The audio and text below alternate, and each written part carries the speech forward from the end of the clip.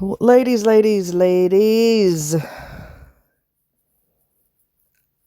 I can't even begin to tell you how many videos I've seen where women let these dudes move in.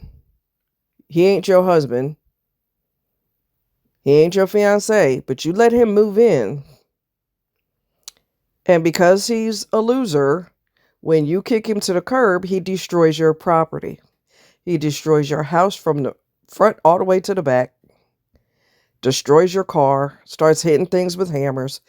The one that I saw today, he busted up her computers, the pictures on the wall. He started slamming and banging and throwing things through the TV. I mean, because she wanted him out. But your house is not a bed and breakfast. And just because you are hot for this guy, you better take a cold shower and calm the hell down. You don't move dudes in your home that you are not married to. There's a reason for that. Now, don't get me wrong. You can marry the wrong person too, okay? And you don't want him in your home no more. It's supposed to be you all's house, but the way he acts, everything is his. And he's going to do what he wants to do. Since he's so worried about him and himself, he could be by himself, okay? Anyway, I don't know why this is such a common occurrence. Women just letting these damn fools move in. She did call the cops. She did file a police report, thankfully. She also needs to have a list of everything that's broken, especially big things that are not easily replaced. You know, like TVs and computers. You need to have a rough value of how much it costs. The cops may or may not. They're going to file. I mean, you're going to file a police report. However, they're going to tell you to take it to civil court. When you take it to civil court, which I would, you need to have a rough estimate of how much stuff costs. TV, $700, or, computer, however much it costs for that. And jot it down. If you have receipts, that's even better to prove the cost. But if you don't move these fools in, you don't have to worry about that. And if they damage your vehicle, then you could nail them on that too. You have pictures of the car before damage, and have pictures, and if you could have them on video doing it, be careful though, because that could go violent. How about you just don't move them in your house unless you're married to them? Even if you're married, you could get a restraining order. If I'm not mistaken, it depends on the state you live in. If this person is a danger to you and your children, you're giving the devil, if they're a horrible person, you're giving the devil the front row seat to your life. They know entirely too much about you. So when they go in for the kill, hopefully not literally, although that happens too, they know everything. They know where your great-grandma lives, where your grandma lives, where your auntie and uncle live, where you worked, where you used to work, where you live, what your work schedule is, And then you move them in, and they got pushed into first class. Now they got a extra front row seat, like super duper front row seat to your life. So now it's easier to damage you. And the one that I saw today where he damaged her stuff, he did it right in front of her daughter. He didn't care. That's going to traumatize the child. She might be scared of men now because you never know when they're going to flip out. And then you have in certain cultures this craving for dysfunction. If he don't do something violent to me, that means he don't love me. If he don't scream and yell and choke me, that means he don't care.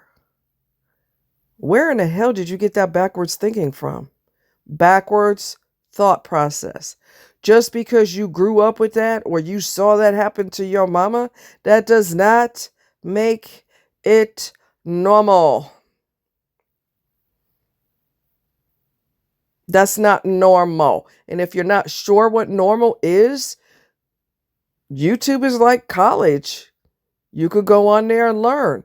What does a healthy relationship look like? What does a dysfunctional relationship look like? Is it normal for people to have rage attacks? No, it's not. Now, if they go off on you because you did something stupid, that's a different story. But somebody getting violent and damaging property, why does he live with you in the first place?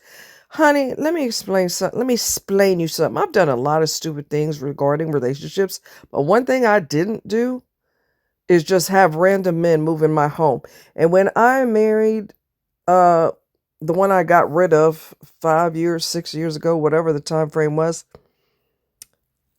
he wanted a key to my place. We weren't married yet. We were engaged, but we weren't married yet. I said, no, not until we're married. I'm not going to let dudes have, and to me, he's just a dude. Until we're married, you're just a dude I'm seeing. Until until you screw that up. And no, you're not getting, no.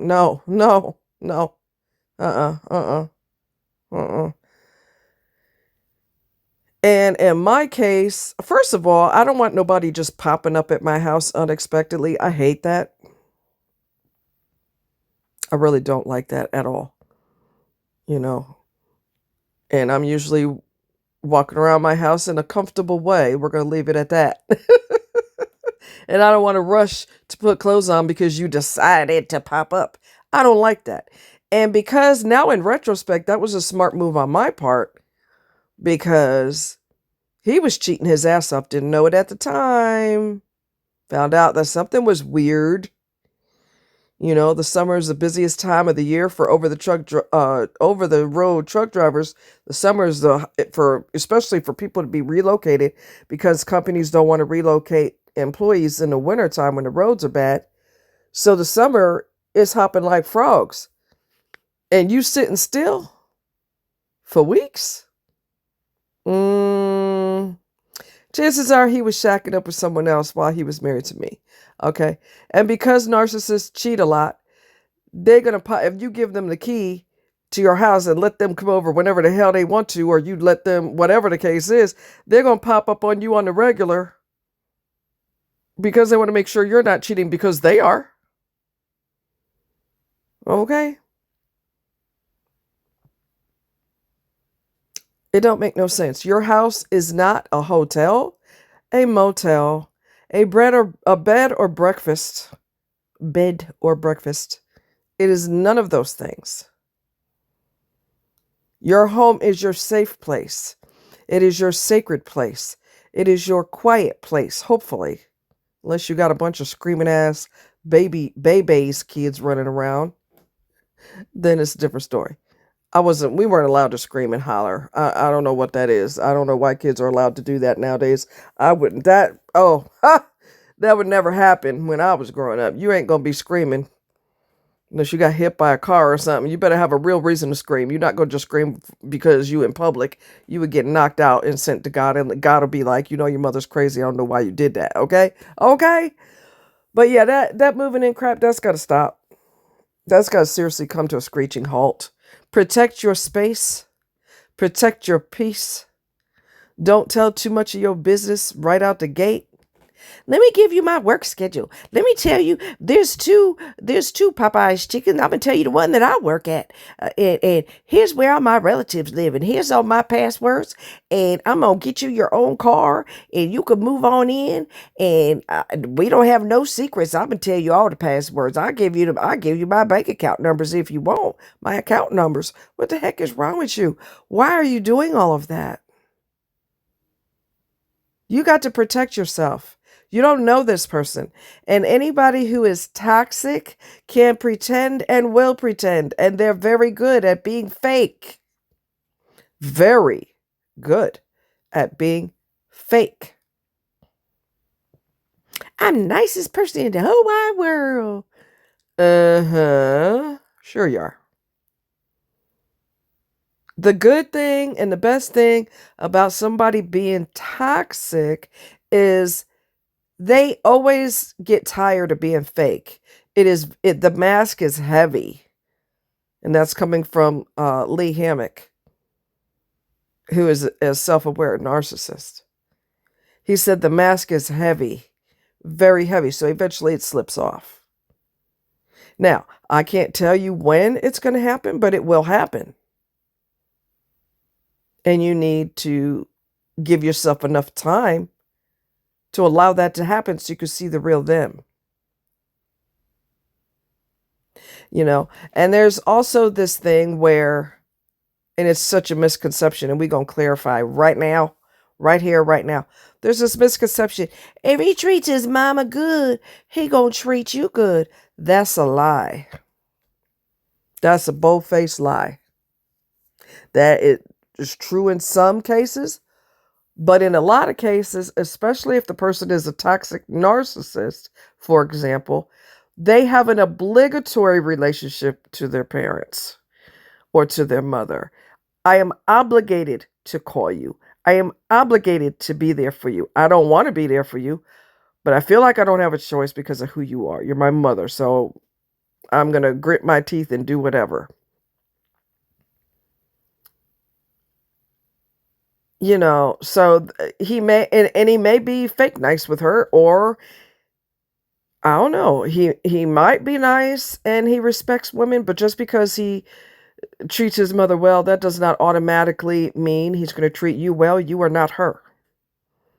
He may treat her well and treat everybody else like garbage. And I've known guys who have done that. So it may appear to be that he loves her, or it could be obligation. I'm calling you because I'm supposed to. I talk to you because I'm supposed to. And in some cases, we're going to get raw. I've seen this happen too. I've seen where the guy is really, really, really nice to his mother and he can't stand her. But he's hoping that if I kiss your feet, you'll put me in the will. I've seen that happen too. And what I think is comical is, and his mom treats him like crap, but he still kisses her butt. What I think is comical is if she died, when she dies, if she dies first before him, and all that butt kissing didn't do him no good, and he don't get $1.25 in the will. That's what you get with you dancing with the devil. She treats you like crap and you kiss her feet. Yeah, no. No, no, no. That could blow up in your face. And you gonna be mad. All right? But yeah, we got to stop getting knocked up because you're not married, but you getting knocked up by random guys because let's just keep it real. You desperate for somebody to love you. You know there's birth control out there. You ain't stupid. You know that. You know that. But you're desperate for someone to love you. So you gonna hook into whoever and lay with whoever. You gotta stop that shit too, because narcissists love when you have kids because we're locked together now. We're locked. And I'm gonna use that kid as a pawn. I got power over you now since we got a kid together. I got power. I'm going to destroy you. I'm going to destroy the kid. I'm going to tell the courts that you're a drug head. You've been doing cocaine since you were in high school, even though it's a lie. I'm going to make your life a living hell. You give them power when you have kids with them. I'm not talking about when you're married. But you could take his ass to court and divorce him and take his money. So, hey. But yeah, I mean, you're so desperate for someone to love you that you just having babies randomly, and that gives them power. And they can manipulate and destroy those children, and they do.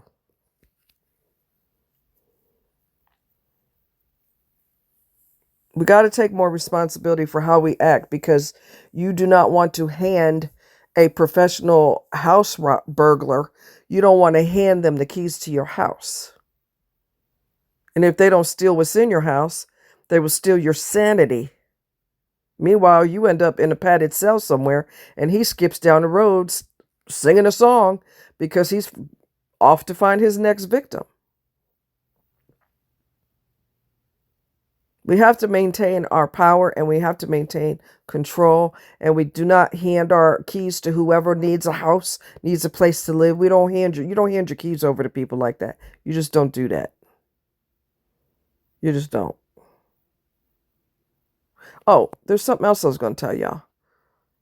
For those if okay, for those of you who are married to a narcissist and you're trying to get a divorce from them, and they control the money, you don't. This is what I want you to do. This is what I want you to do, okay? I want you to contact a lawyer if you're planning on getting a divorce, which I strongly suggest you do. Most lawyers, not all, but most of them have a free initial consult, which means you see them, you have a meeting with them for free initially. Make sure that they do, because some don't, but most do. And then you take it from there, all right? And you let them know your financial situation. I want a divorce from him, but he controls all the money. I don't have access to anything unless he gives it to me. And see what your legal options are. Because I know that courts can make him pay the court fees when you take him to court. And they can order, in Missouri, it's called maintenance. They can order maintenance, and depending on the state that you're in, they have 30 days to comply. If after 30 days they don't give you a dime, then you can contact a lawyer and they can put in a request for a garnishment of their paycheck. Now, what some people will do, a lot of people will do, some judges don't play that, but they will quit their job every 5 minutes, because every time you find out they have a job, they'll quit because I don't have any money to pay you. Some judges are hip to that in some states, and they will give that person X amount of period of time to get another job, or else you're going to jail. So the biggest thing that narcs will do is, when you're naive and you don't know the law and you don't know that you've been married for 20 plus years, I'm not sure the number, 15 to 20 years, you are required to have maintenance from this person if you wish, by law. But if you don't know the law, that person will be done with you and they'll never give you a penny, because your lack of knowledge increases their power. So I'm handing you the power today. This is what you do. You talk to an attorney, you tell them your situation, and he's controlling all the money. He doesn't give it to me or the kids. We have to buy groceries on and you know what? And here's another thing. Don't ever put yourself in a situation where, I don't give a shit how long you've been married. I don't care. Do not give your spouse that much power. I would have separate accounts. I don't care that you're married. It is a business contract only. And if that person decides to yank the rug from under your feet because they started begging their secretary, and I'm not leaving you a pack of M&Ms and $1 for an ice cream cone, I'm not leaving you a darn thing. You put yourself in that situation because you thought love was forever. And marriage is forever. Our marriage is forever. It's just our love. It will stand the test of time. Oh, yeah, right. Sure. Don't put yourself in a position where that one over there, your so-called spouse, is a toxic ass person, and then you handed them all the power, and now financially, I'm not leaving you nothing. You better find out what your power. First of all, don't ever put yourself in that situation. I don't give a shit about love. Forget that bullshit. The biggest fakes are the most convincing. The biggest fakes are the most convincing. Okay? They can even drop a tear from their eye when they say, I love you. And it's all bullshit if they're toxic. Not if they're genuine. Obviously, they're genuine. But come on. Don't ever put yourself in a situation where somebody else has all the control over your money. Don't ever do that, because when things go sideways, and we've got a high divorce rate, so don't tell me it won't go sideways. It could. Then you just hosed yourself. Protect yourself and your children. There have been endless, I mean, divorce attorneys could, oh God, they could twist your ear with the stories they could tell you about how evil people were. And they just thought that love was going to be enough to keep them together, crazy glued together for life. Honey, please. Please. Anybody can lose interest, and all it takes is a cute butt walking by, especially since we know men don't have control. Some do, thankfully. Thankfully, okay? But a lot of them have no sexual self-control. So don't think that your man is going to be different because he's a man, okay? Now, if he's like that guy that I talked about in the other podcast that I did, he's not the type to cheat. He's not the type to step out. And he's been celibate for what? Should be keeping him on ice for 20 years? And he's still by her side, talking about, I love her.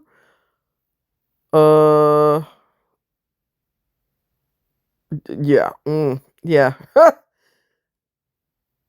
Most of them don't have self-control.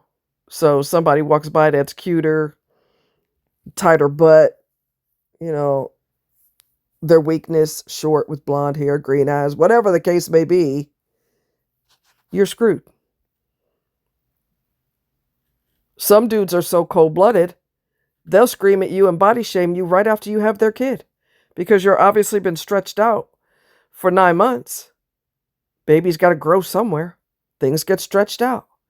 I've heard of and seen a lady's video where she was crying because after she had their kid, she's standing in the shower, washing herself, and he busts into the bathroom and is pointing at her belly and talking about how fat she is. He screamed at her at the top of his voice. So don't tell me what's going to last forever. He deliberately waited until she had some extra pounds because she was pregnant. That's what happens. She just had the kid. She's supposed to look like a number 2 pencil right after popping the kid out. And he's screaming at her at the top of his voice. Girl, I get a divorce so fast, it's not funny. I don't care that we just had a kid. You want to be a demon? Let's go. Because once somebody acts a certain way, they're not on your side anymore. They're an enemy. When they become your enemy, all bets are off. You got that? All bets are off. You don't want to be in prison. And you don't want to have a psychological meltdown because this person pushed you to that point. So definitely contact a lawyer and see what your, tell them, be honest with them. Don't try to make it not as messy. They're used to messy, okay? They heard it all, seen it all. There's nothing you can tell them that's going to make them pass out, fall out of the chair. You tell them he controls all the money and I'm unable to work or haven't, since I had the kids, I haven't been working. He controls everything. What are my options legally? And, lawyer's going to ask you a couple questions like how long you've been married. And they're going to tell you what your state permits so far as what you're entitled to get. And that depends on how long you've been married to the person. And like I said, the laws of the state, because every state's different. But don't hide that from your lawyer. That is imperative that you tell them. We're going to take the power away from Mr. Starving for power. We're going to snatch the rug from under his feet. Because you got to eat, you got to feed your kids and all that. We're not going to play games. We're just not going to play games.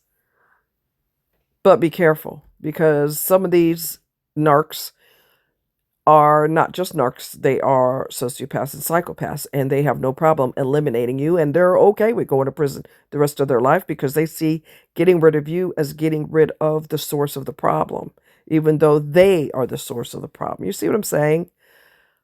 If you're going to move out and that person is prone to violence, you don't tell them, look here. You don't tell them you're moving out. You don't tell them in the heat of the moment you're having an argument and that's why I'm leaving you. Don't do that if they are prone to violence. They may take your children, kidnap your children. I mean, come on. This could go all kinds of Channel 5 news, and you really don't want that. So I would be extremely careful if they're prone to being violent. I'm leaving you and I'm taking your kids. Next thing you know, you're 6 feet under because you told the wrong person that you were leaving them and taking the kids away. You'll never see your kids again. Watch what you say. Be careful. Watch it. Be careful. Okay? Love you guys. Take care.